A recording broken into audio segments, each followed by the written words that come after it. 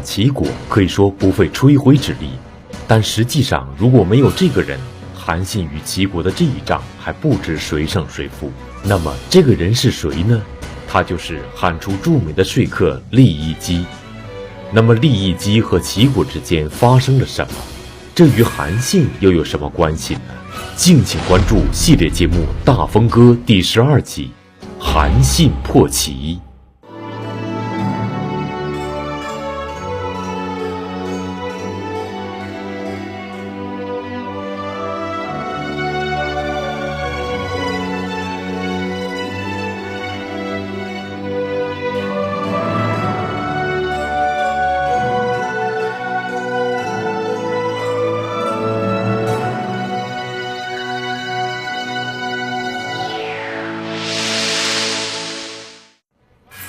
正当刘邦在荥阳承受着项羽军团巨大的压力而抽不出身时，他手下的2个人同时盯上了一个诸侯国齐国。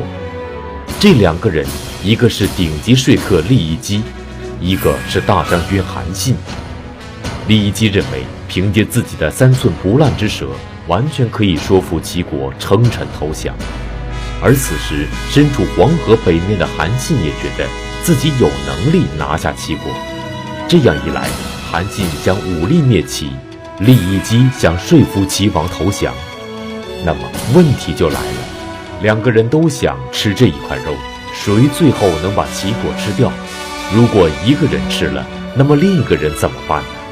河南大学王立群教授做客百家讲坛，为您讲述系列节目《大风歌》第12集《韩信破齐》。当然，首先出发的是利益姬，因为利益姬简单的一个人呐，到齐国去，开着1辆车就走了。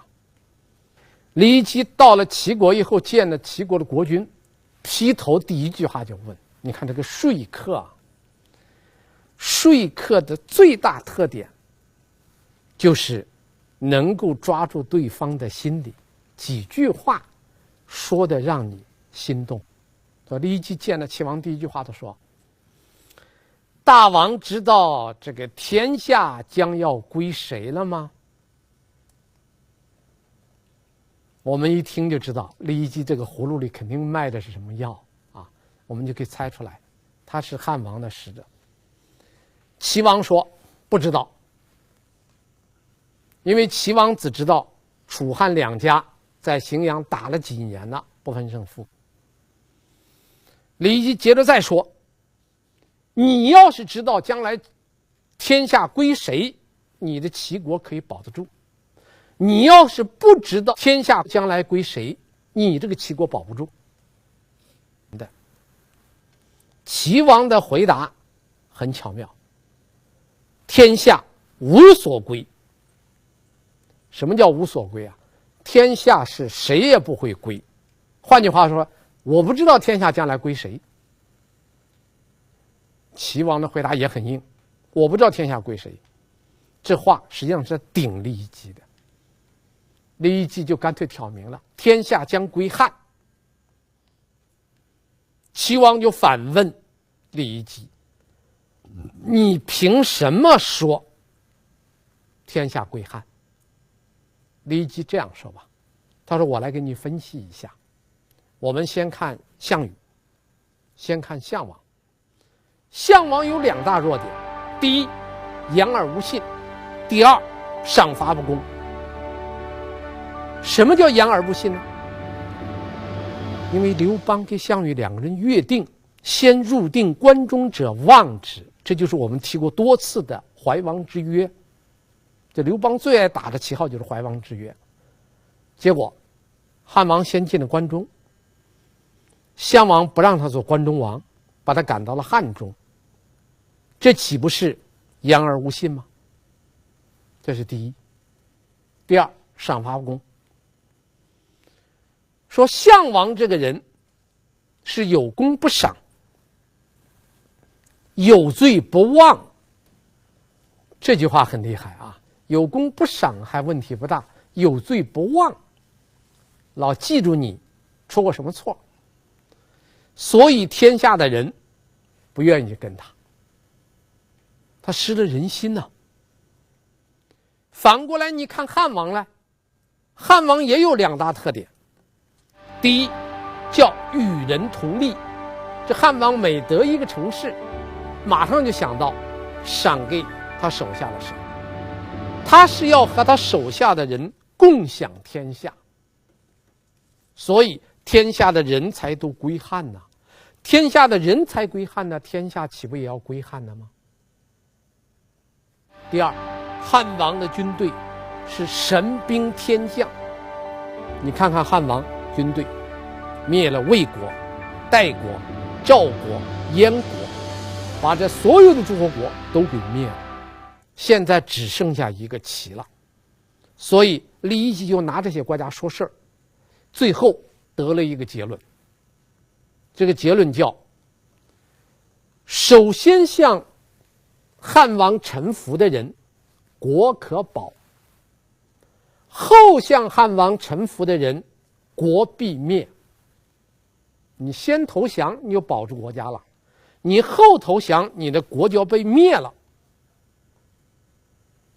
这一番话说的是义正辞严。话一说完，这个齐王田广，还有他的国相齐相田横，2个人一听，全傻了，信了，所以就决定齐国向汉投降。决定投降以后，做了2件事。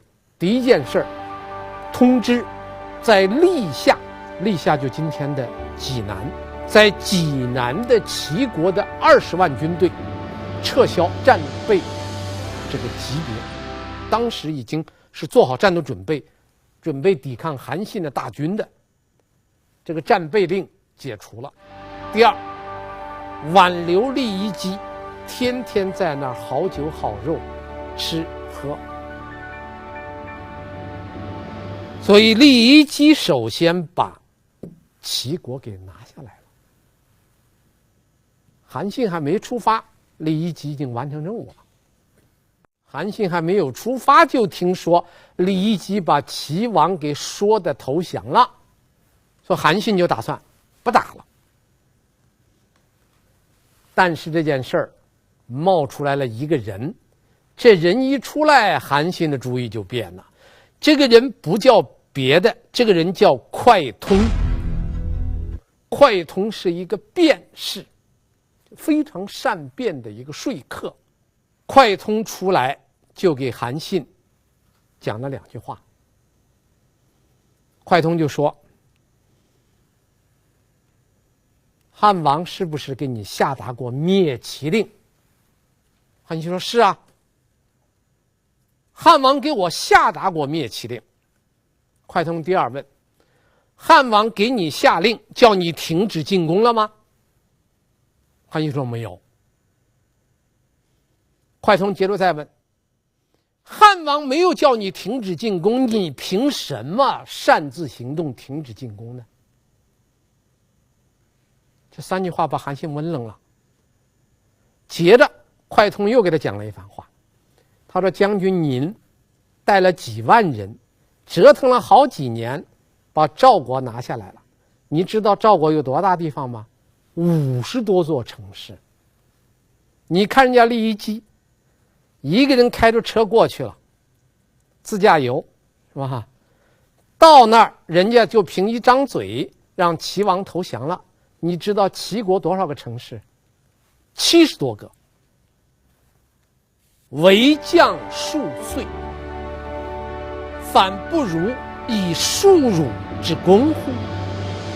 你当了将军当了好几年，还不如人家一个读书人那一张嘴的功夫。你折腾了几年，你拿了50多个城，人家一个人拿了70多个城。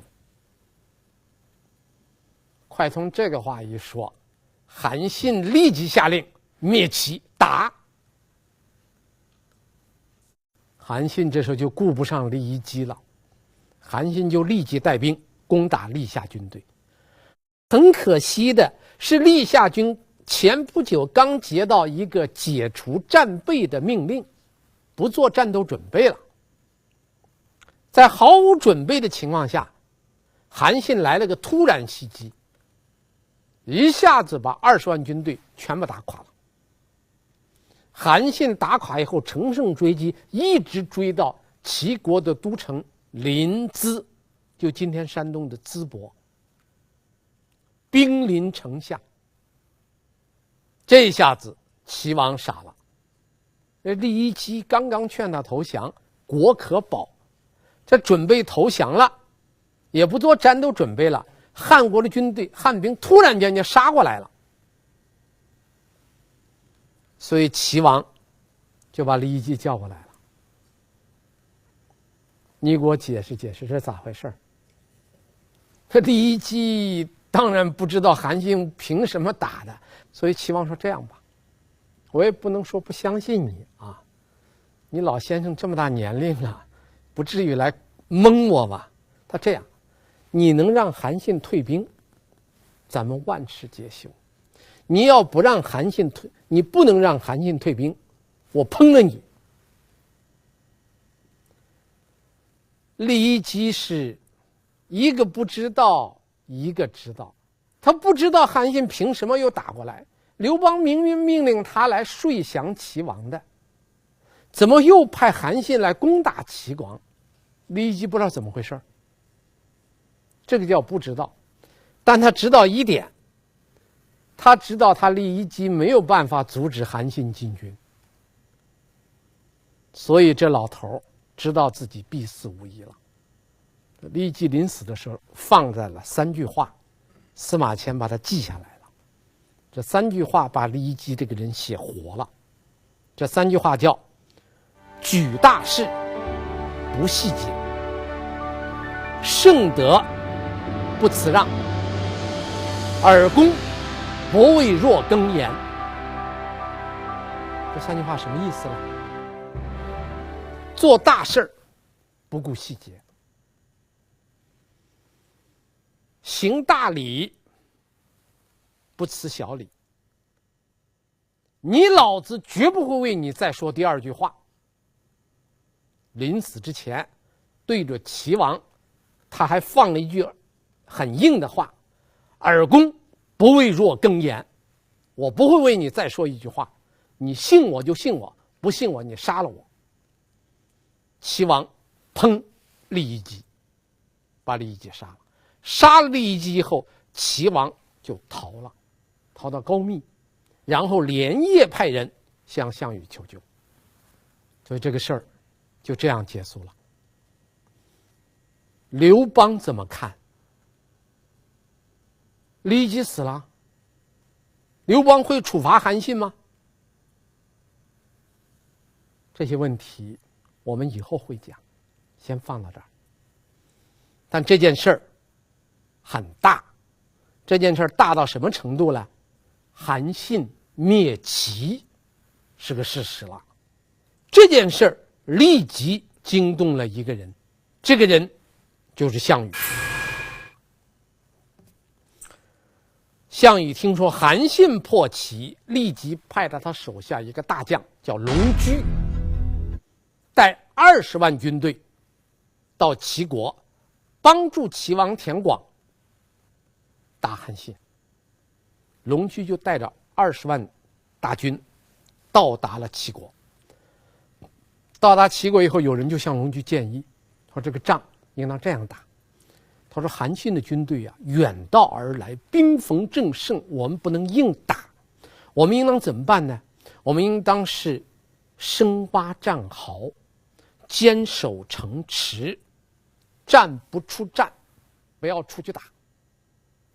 然后派一个特别有号召力的齐国的大臣到齐国的各个城市去发布一个消息。这个消息是2个要点：第一，齐王田广没有死；第二，楚国的救兵到了。只要这个消息一散出去，已经投降韩信的70多个齐城会集体造反。到那个时候，韩信是远道而来，齐国各地的城市都反了。到那个时候，我们再和韩信决战，韩信必败无疑。龙驹说用不着。为什么用不着呢？也是两条。第一，我听说韩信这个人胆小怕事，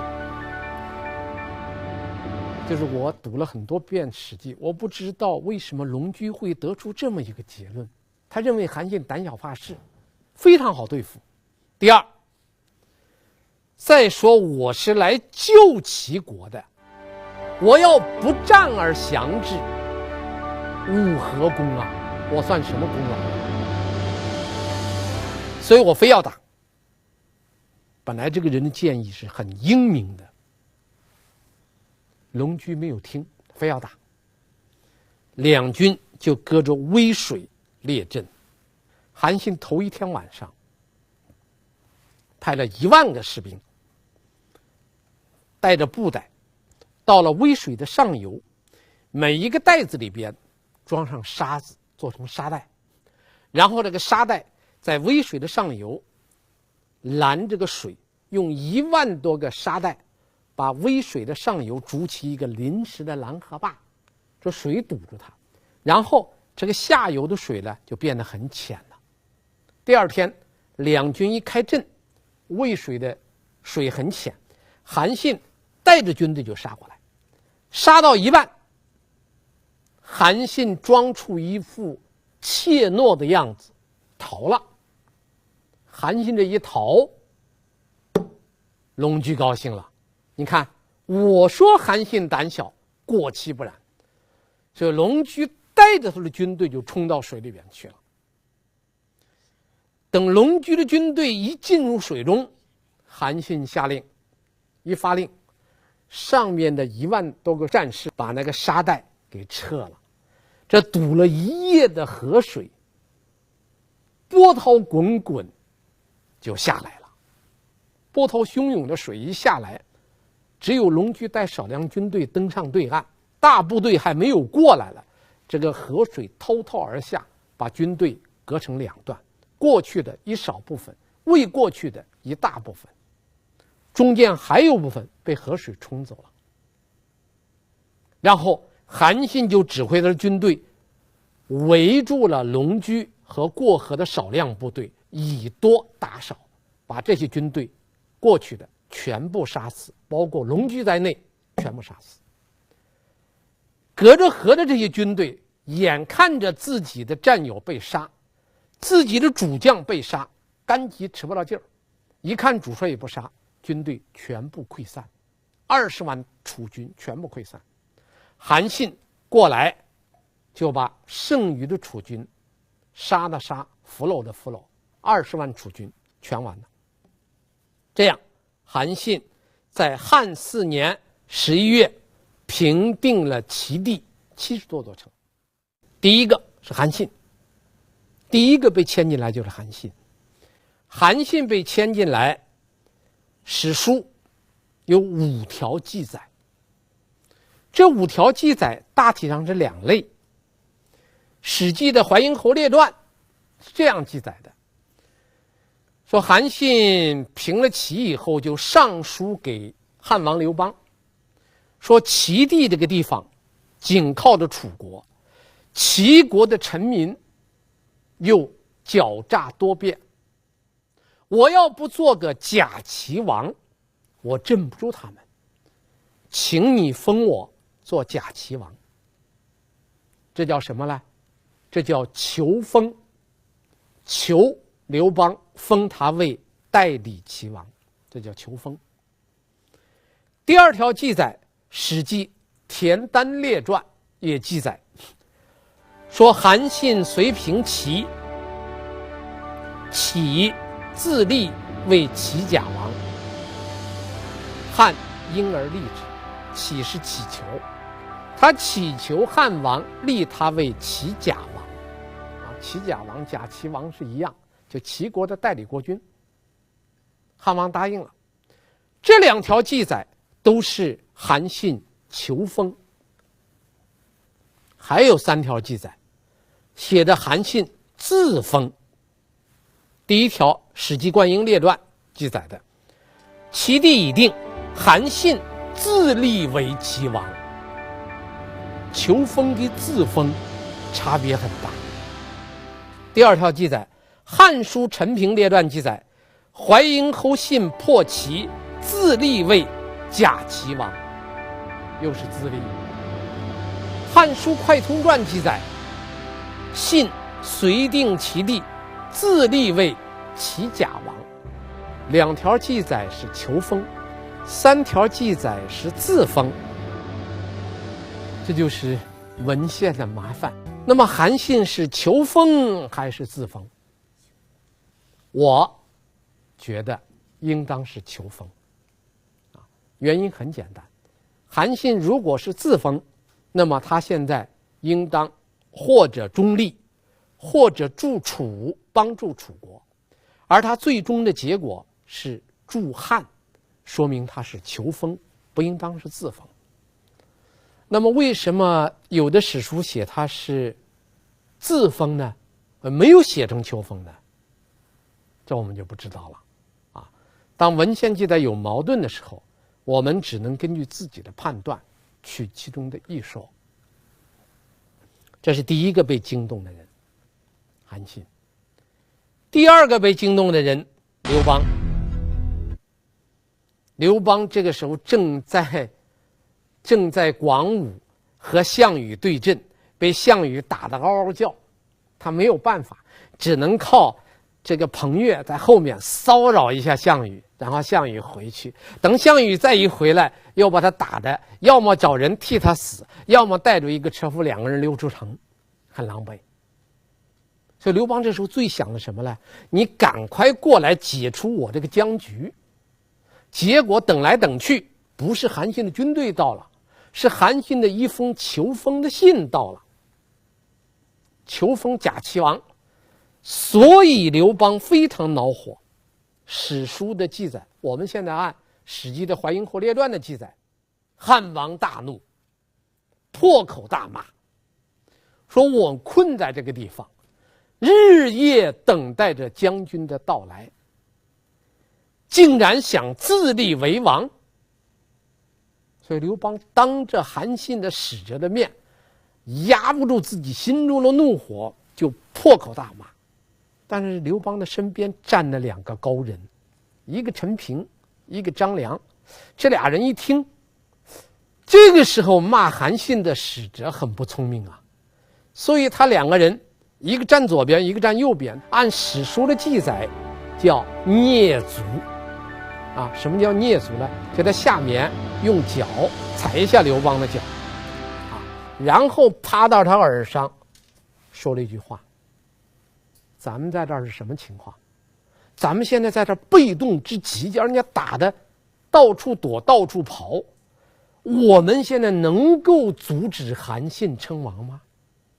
我们阻止不了，不如因善御之，趁这个机会好好对待人家，就封他个王就行了。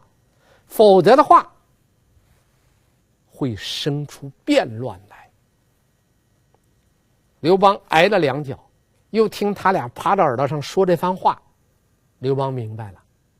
但是现在正在骂着了，你突然摆出笑脸来，这很不自然啊，还得继续骂。所以刘邦因夫骂曰，接着再骂：大丈夫定诸侯，即为真王耳，何以假为？男子汉大丈夫，平定了诸侯，就应当理直气壮的当个真王，要什么狗屁假王？骂起来了刘邦这个转弯转得还很快骂着骂着这弯儿，方向盘一摸转过来了。原来是不想封，现在想马上封了，派张良去封他为不是假齐王了，封他为真齐王。而且有一句话：征齐王军击楚，我先封你为王，然后我调你的军队来打项羽。第三个人项羽。韩信一平齐，史书的记载是楚邑王龙举项王恐。项羽害怕了。项羽恐怖什么？项羽恐怖的第一点，龙驹被杀，使项羽感到非常震惊。龙驹是项羽手下最能打的悍将之一，非常能打。结果一员大将龙驹竟然死在了齐地，这让项羽感到非常恐惧，这是第一点。第二点，威胁国都粮道。齐地就是今天的山东，彭城就是今天的徐州。山东如果落入韩信的手里边，那么徐州的地位岌岌可危。所以项羽非常明白，韩信拿下齐地，自己西楚国的国都即将落入韩信之手，而且自己的运粮通道将会彻底瘫痪。一个彭越就调动的项羽2次回去打通粮道，如果再加上一个韩信，那么这个运粮通道最终的结局将会是彻底瘫痪。这是他恐惧的第二点。第三点，汉强楚弱已经形成。韩信占了齐，那就意味着汉强楚弱的局面形成了。因为当时的情况是刘邦20万，韩信30万，项羽10万。本来项羽的军队就少，而这个20万给30万，他两家是一伙的，你等于10万人对抗人家50万人，这就意味着韩信他的攻占齐国对项羽的威胁非常之大，震惊了。所以在这种情况下，项羽采取了空前绝后的这种行动，派说客。说客是政治手段，是外交手段，项羽从来没有用过，第一次用外交手段来解决问题。项羽一生迷信的是武力，这一次他派了一个说客，这个人叫伍射，派他去游说韩信。伍射见了韩信以后，讲了4点。第一，汉王贪得无厌。那么当初我们灭了秦，我们是济公割地分土而望之，谁有多大的功劳给他多大的地。但是人家刘邦呢，先是占了3秦，然后再出关，要一个一个的灭诸侯。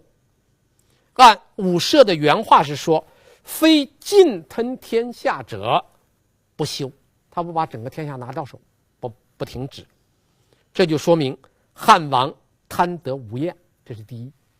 第二，汉王不足相信。刘邦好几次就差一点死在项羽的手里，项羽放了他以后拐回来还给项王打，说明这个人不值得相信。伍射对韩信说了这么一句话：今足下虽自以与汉王为后交，为之尽力用兵，终为之所擒也。你别认为你对刘邦很铁，那将来刘邦一定会抓你。第二点。第三点，韩信因项王存在才能存在。这句话讲得非常深刻。你能活到今天，是因为项王存在，项王不存在，你也就不能存在了。换句话说，你的价值全在于项羽活着，项羽活着你有价值，项羽一死你就没有价值了。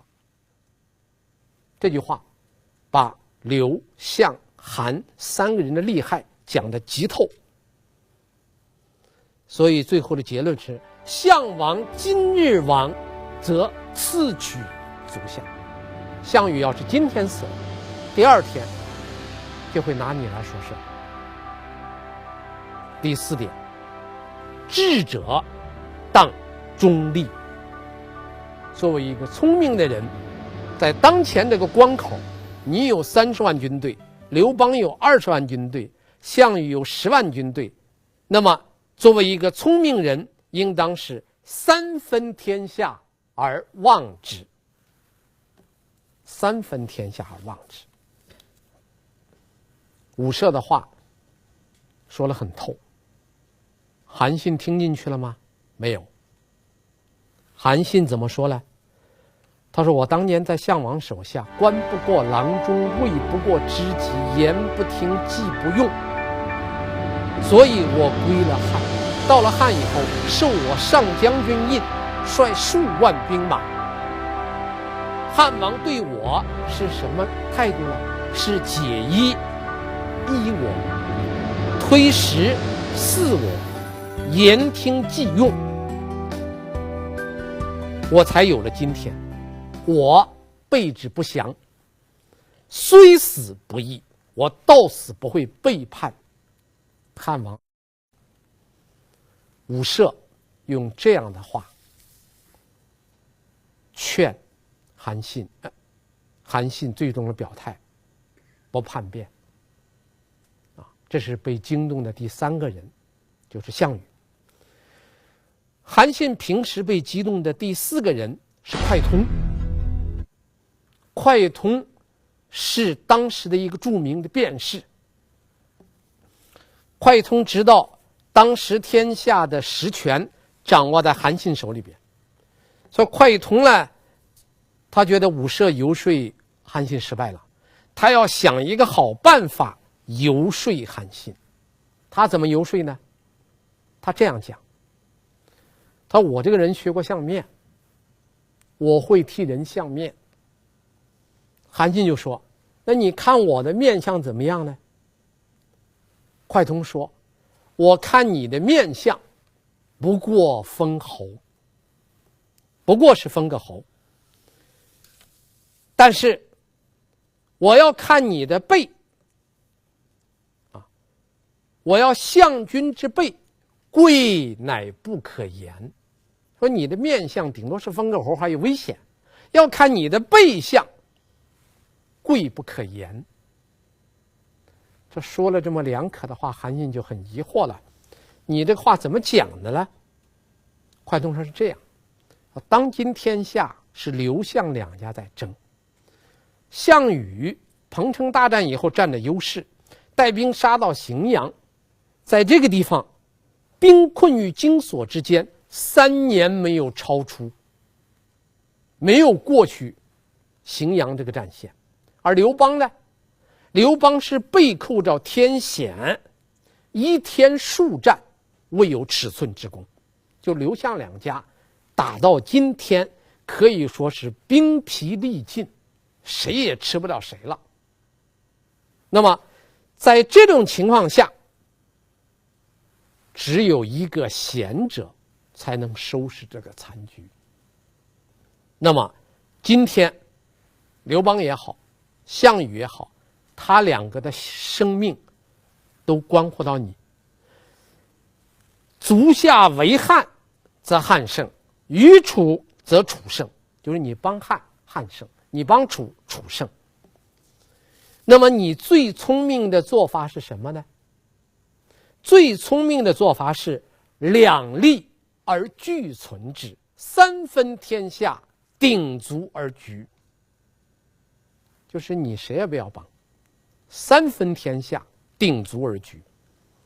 凭着你的聪明，凭着你的军队，你以齐国为根据地，再加上你控制的赵国跟燕国的土地，还有你可以利用刘项两家的后方去骚扰他们，然后你可以为民请命，要求刘项两家停止战争，不要再打了，停止战争，谁不听你打谁。到那个时你再封一些诸侯，天下所有的人都会尊奉齐国。这是快通给这个韩信的建议。那么快通说了这番话，韩信怎么打呢？韩信听了快通说了这么多，他说：“刘邦对我太好了，对我太好了。这个好处啊，可以概括这么几句话：第一，配车；第二，赠衣；第三，赐尧，给我配了好车啊，赠给我那么好的衣服，还赐给我那么好的食物。我听说，坐别人的车，你要和这个人共难；穿他人的衣服，你要和这个人分担忧患；吃别人的饭，你要为别人献身。所以，吾岂可以向利背义？我怎么可能为了利背叛这个道义呢？”韩信听了快通的一番话以后，说了自己的看法。他说这个看法就是说，他实际上是用个人的恩怨来处理一个复杂的政治问题。因为韩信给刘邦是一个非常复杂的一个政治问题，但是他讲的时候全部从个人的这个利害来讲的，所以在这种情况下，我没法背叛他。快通苦口婆心说了那么多，韩信给了他这么几句话，快通该怎么回答呢？那么第二轮快通又讲了什么，我们以后再来讲。但是结果可以告诉大家，就快通的游说最后也以失败告终。这样一来，项羽的外交战可以说已经失败了。那么刘邦将怎么样应对项羽呢？请看下集《十罪项王》。谢谢大家韩信攻占齐国后，项羽使出一文一武两大杀手锏来对付韩信，但龙驹战死，武涉游说无功，两人都以失败告终。此时一向镇静的项羽真的慌了手脚。那么除了外交战之外，项羽还有什么牌可打呢？敬请关注系列节目《大风歌》第13集。